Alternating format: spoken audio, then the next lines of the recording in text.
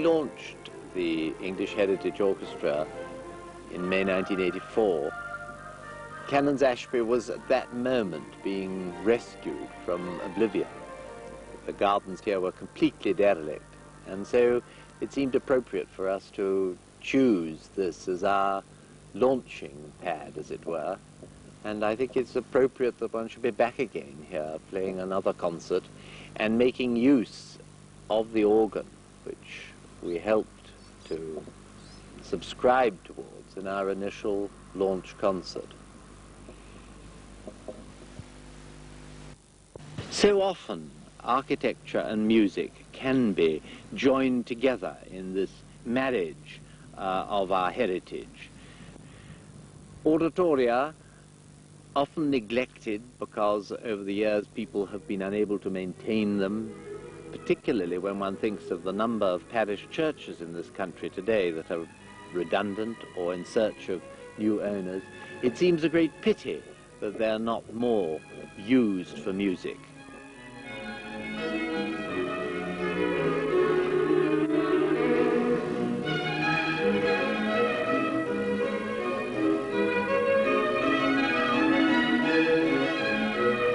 The English Heritage Orchestra has two great strengths.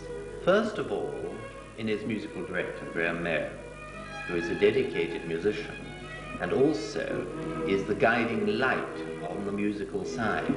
This is an orchestra that's not run by an administration. It's an orchestra run by musicians. And it is this quality of excellence in music that puts the English Heritage Orchestra into a very special category. The strength of an orchestra that is administered by a musician, and certainly a musician of Graham Mayer's integrity, is that you get an intimate knowledge of the requirements for the different scale of music.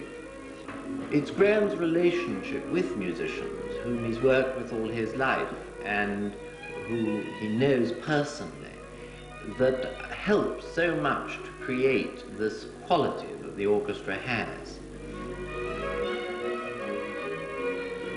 I've known Graham now for, it must be 12 to 15 years. I first met him when he conducted the Royal Philharmonic Orchestra, and from there on we have been friends, and our musical association has been steady and with great mutual respect for each other. And I like working with him very much indeed. There are so many great buildings in this country, ideal for music, but which have very little other use. With sponsorship, one hopes that these buildings, which otherwise would have a very limited and precarious life, can in fact be brought into the mainstream of our historical background and also given a new meaning.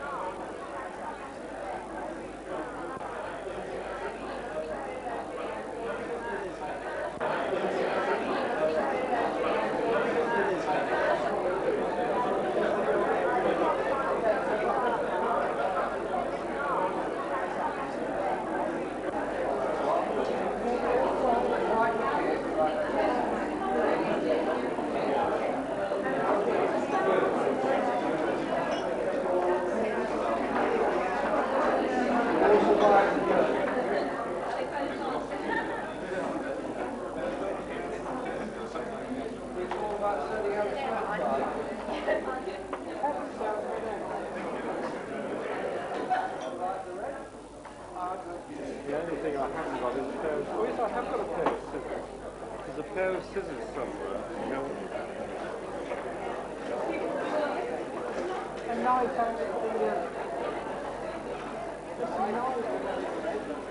I think that the sort of Baroque music that we played and the spirit of the character of the music suited that church building admirably. In the times in which we live, whether we like it or not, public money is now on the decline, and I think it's going to be there's going to be less of it in the future anyway.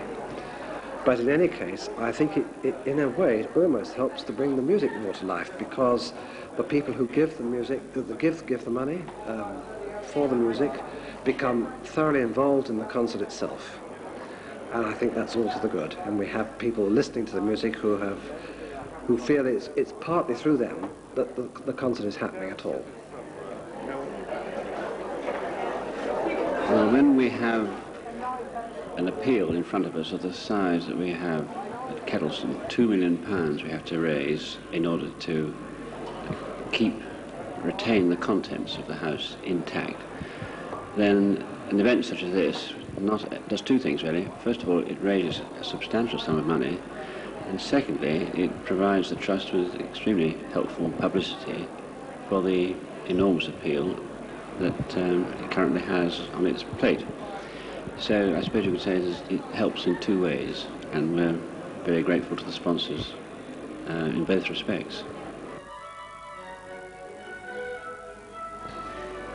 We think it's important to put something back into the community to make the country in which we live a better place, and it seems that supporting buildings and orchestras and that side of life is a thing that's worth doing, so that's why we do it.